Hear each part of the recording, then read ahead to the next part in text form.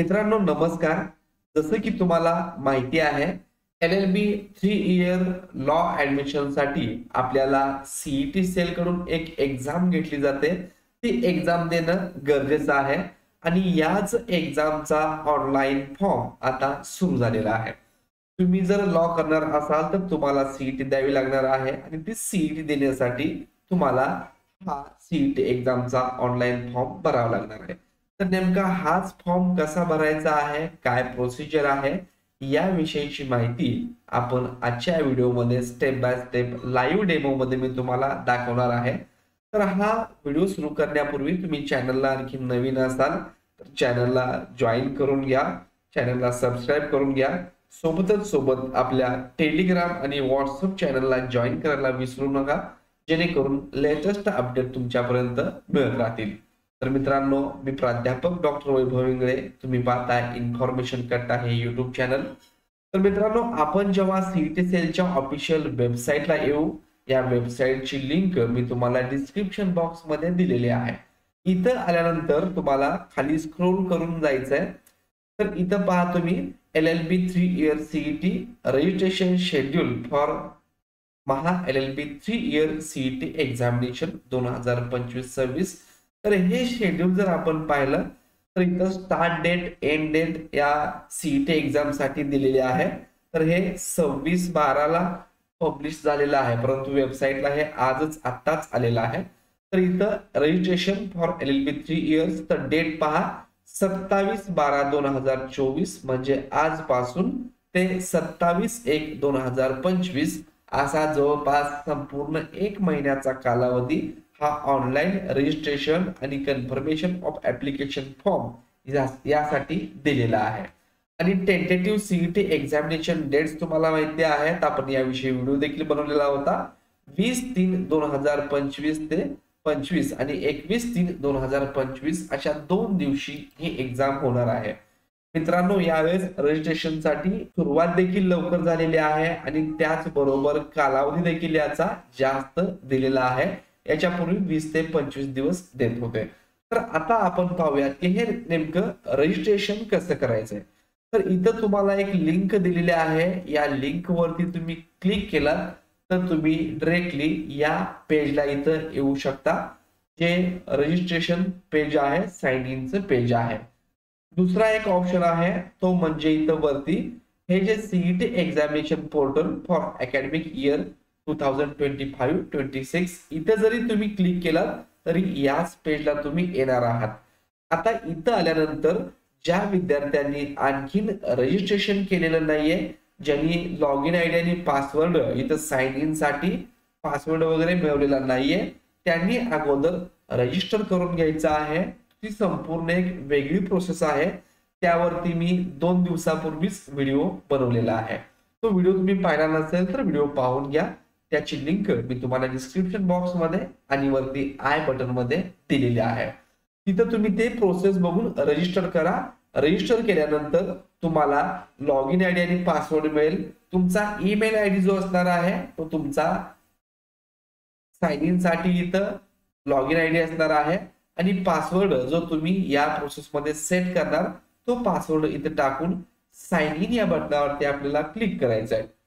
Sign in या बटनावरती click केल्यानंतर अशा प्रकारचा इंटरफेस तुमच्या समोर ओपन होईल. आता इथं रजिस्टर नाव, सीईटी रजिस्ट्रेशन आणि रजिस्टर नाव या बटनावरती तुम्हाला क्लिक करायचं आहे. इथं क्लिक केल्यानंतर मित्रांनो थोडस स्क्रोल डाऊन करून आल्यानंतर हायर एज्युकेशन यूजी मध्ये तुम्हाला LLB 3 इयर सीईटी 2025 इथं रजिस्टर नाव हे बटन दिसेल, तर यावरती क्लिक करायचंय. आजच हे टॅब ऍक्टिव्हेट झालेला आहे. यावरती क्लिक केल्यानंतर अशा प्रकारचं तुम्हाला सर्व माहिती या ठिकाणी असेल. तर ही माहिती तुम्ही संपूर्णपणे वाचायची आहे. त्याचबरोबर इथं ब्राउचर जे आहे ते इथं ब्राउचर तुम्हाला इन्फॉर्मेशन ब्राउचर डाउनलोड करून घ्यायचं आहे. आता इथं फीज वगैरे किती असणार आहे ही सर्व माहिती या ठिकाणी दिलेली आहे. तर ती माहिती एकदा वाचून घ्या आणि ही सर्व माहिती वाचून घेतल्यानंतर आपल्याला इथं या चेकबॉक्सला चेक करायचं आहे, टिक करायचं आहे आणि आय ऍक्सेप्ट अँड प्रोसीड यावरती क्लिक करायचं आहे. आता इथं पहा, आपण जे 10वी प्रमाणे जे रजिस्ट्रेशन केलं होतं त्यामध्ये जे नाव टाकलेलं आहे ते इथे नाव आलेलं आहे. वडिलांचं नाव ऑटोमॅटिक आलेलं आहे, आईचं नाव ऑटोमॅटिक आलेलं आहे, इथं जेंडर ऑटोमॅटिक आलेला आहे, त्यानंतर कन्फर्म युअर जेंडर ते देखील इथं ऑटोमॅटिक आलेलं आहे. मॅरिटल स्टेटस वैवाहिक स्थिती म्हणजे आपण जी काही माहिती पूर्वी भरलेली आहे ती सर्व इथं आलेली आहे, तुमची कास्ट वगैरे तर सर्व आपण परत एकदा चेक करायचं आहे. तुमचा पत्ता या ठिकाणी आलेला आहे तो सर्व चेक करा आणि सर्व माहिती बरोबर असेल तर हा जो कॅप्चा आहे तो इथं आहे तसा आपल्याला टाकायचा आहे आणि सेव्ह अँड प्रोसीड या बटनावरती क्लिक करायचं आहे. जसं आपण सेव्ह अँड प्रोसीड करू तर आपल्या मोबाईलवरती एक वन टाइम पासवर्ड येणार आहे जो तुम्ही मोबाईल रजिस्टर या ठिकाणी केलेला आहे. तर त्यावरती जो वन टाइम पासवर्ड आलेला आहे तो तुम्हाला या ठिकाणी टाकून इथं व्हेरीफाय ओटीपी यावरती क्लिक करायचं आहे. त्यानंतर तुमचा ऍप्लिकेशन नंबर इथं जनरेट होईल. तो ऍप्लिकेशन नंबर कॉपी करून घ्या, व्यवस्थित याचा स्क्रीनशॉट काढून घ्या, फोटो काढून घ्या जो तुम्हाला पुढं लागणार आहे. त्याचबरोबर तुम्हाला व्हॉट्सअपला हा ऍप्लिकेशन नंबरचा व्हॉट्सअप मेसेज देखील रजिस्टर्ड मोबाईल नंबरला येणार आहे.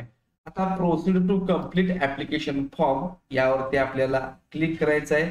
इथं क्लिक केल्यानंतर आता तुमचे नाव वगैरे दाखवेल, तुमचं लॉग इन डिटेल्स दाखवेल. तर इथं काही इम्पॉर्टंट अशा 9 स्टेप्स आहेत.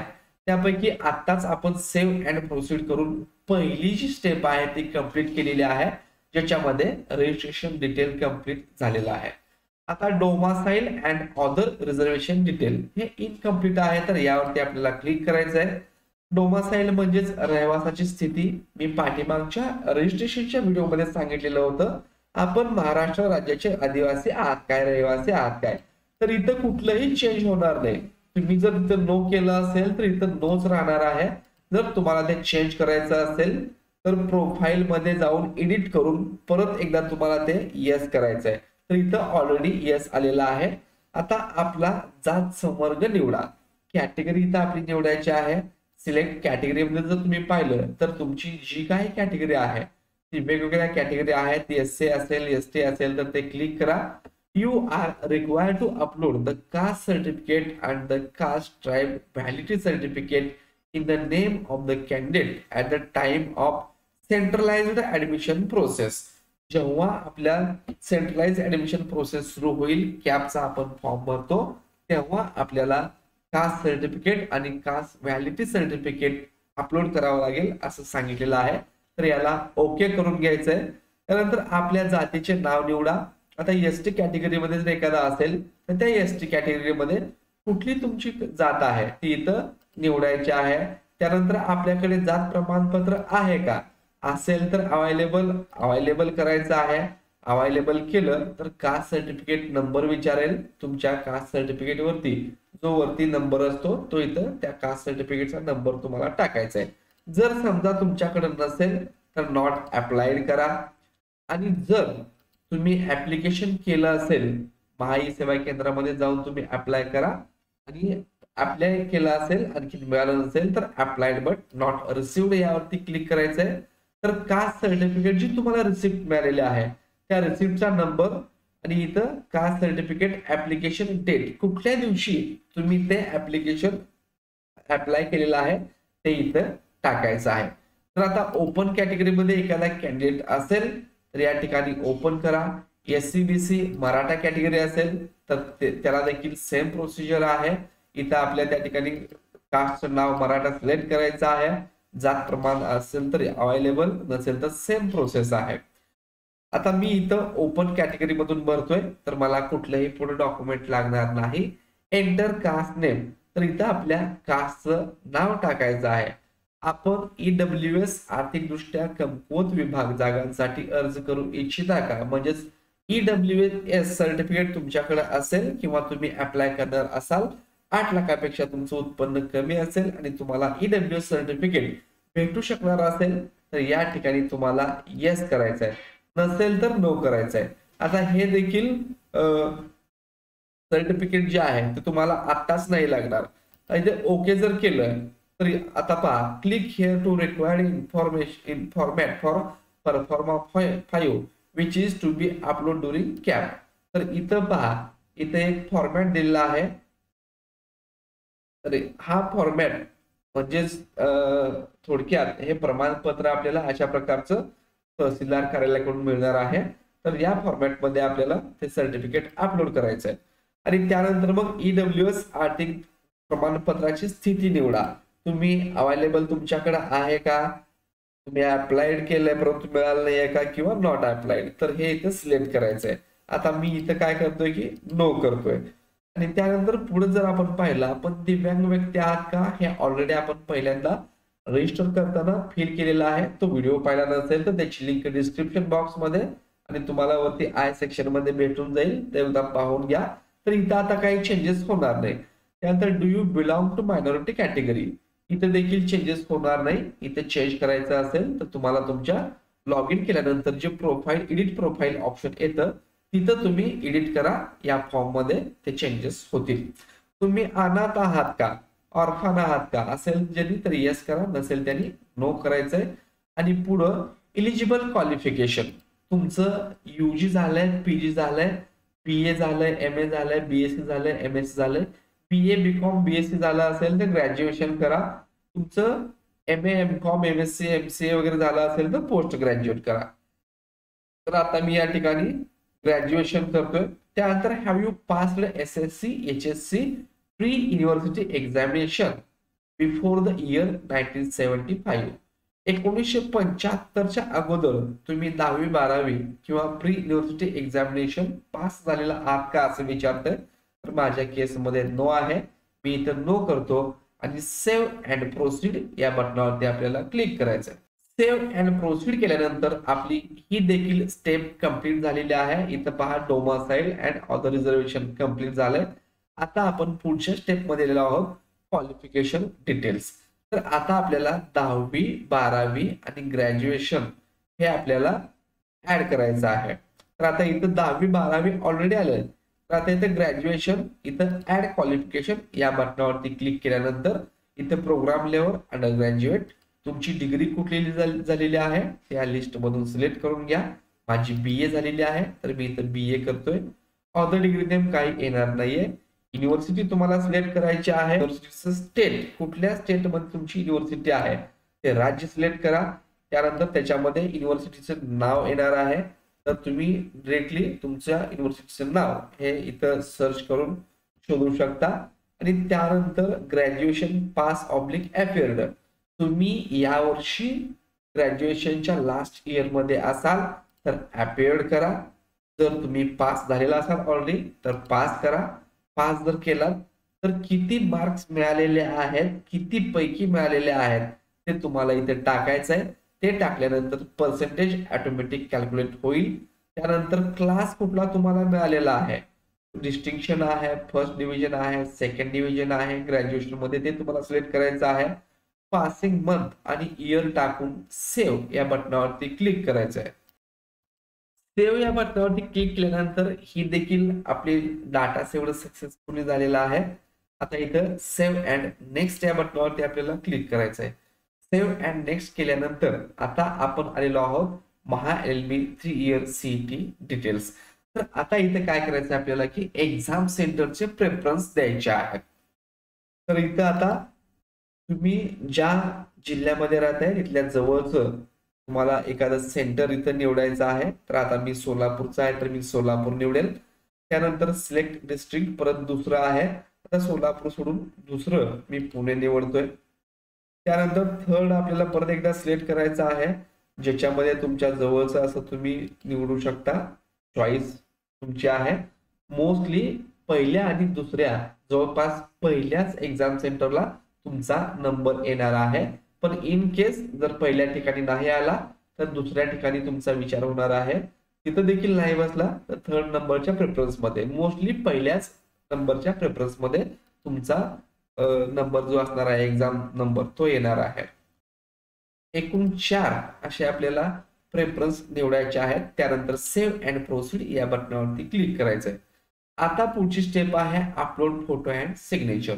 तर आता आपल्याला आपला फोटो आणि स्वाक्षरी अपलोड करायची आहे. त्यासाठी काही इन्स्ट्रक्शन इथे दिलेले आहेत. फोटो हा तुमचा जेपीजी, जेपीएजी किंवा पीएनजी फॉर्मॅट मध्ये असला पाहिजे आणि ती फोटो इमेज क्वालिटी असणार ती गुड क्वालिटी असायला पाहिजे, व्यवस्थित दिसायला पाहिजे, ब्लर वगैरे नको आहे. तर इथं फोटोग्राफ यावरती क्लिक करायचंय. त्यानंतर तुम्हाला काही इन्स्ट्रक्शन या ठिकाणी दिलेले आहेत. फोटोग्राफ जो आहे तो 2 इंच गुणिले 2 इंच म्हणजेच 50 mm बाय 50 mm साईज आणि कलर वगैरे जो आहे तो 80% ऑफ द फोटो यामध्ये कव्हर व्हायला पाहिजे. 100 KB maximum size, minimum 100 KB आणि मॅक्झिमम 5 MB साईज ही फोटोग्राफची चालू शकते. तर हे इन्स्ट्रक्शन वाचून घ्या आणि येस आय ऍग्री यावरती क्लिक करा. त्यानंतर इथं ओपनचं चिन्ह येतंय. तर या ओपन चिन्हावर तुम्हाला क्लिक करून तुमचा जिथं कुठे फोटो आहे तो तुम्हाला फोटो ओपन करून घ्यायचा आहे. तर आता मी हा इथं फोटो ओपन करतोय. त्यानंतर आपल्याला अपलोड हे बटन दिसतंय. तर या अपलोड या बटनावरती क्लिक करायचंय. तर आपला फोटो इथं अपलोड झालेला आहे. सेम पद्धतीनं आता इथं आपल्याला सिग्नेचर यावरती क्लिक करायचंय. त्यानंतर ओपन मध्ये जाऊन सिग्नेचर तुमची कुठे ठेवलेली आहे तुम्हाला काढायची आहे आणि अपलोड करायची आहे. आणि सिग्नेचर अपलोड झाल्यानंतर सेव्ह अँड प्रोसीड या बटनावरती आपल्याला क्लिक करायचंय. आता आपली सिग्नेचर वगैरे अपलोड झालेली आहे. आता select document which you are uploading. तर इथं एक डॉक्युमेंट आपल्याला अपलोड करायचं आहे. तर सिलेक्ट डॉक्युमेंट मध्ये तुम्ही पॅन देऊ शकता, इंडियन पासपोर्ट, आधार कार्ड, ई आधार कार्ड. तर मी या ठिकाणी आता पॅन कार्ड अपलोड करणार आहे. तर आता इथं अपलोडचं चिन्ह आहे त्याच्यामध्ये तुम्हाला परत ओपनचं चिन्ह दिसेल. इथं तुमचं पॅन कार्ड तुम्ही ठेवलेलं आहे. इथं पॅन कार्ड जाऊन तुम्ही अपलोड करू शकता.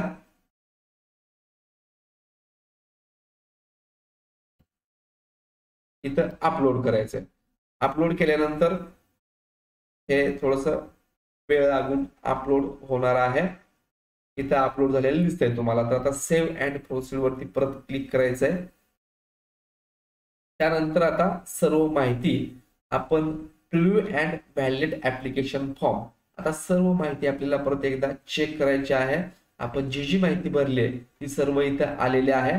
तर सर्व माहिती एकदा चेक करून घ्या. तुमची कॅटेगरी बरोबर आहे का सर्व एकदा चेक करून घेतल्यानंतर खाली तुमचं फोटो सिग्नेचर येईल. आता प्रोसीड फॉर पेमेंट या ऑप्शनवरती तुम्हाला क्लिक करायचंय. तर आता आपण फायनल स्टेज मध्ये आहोत.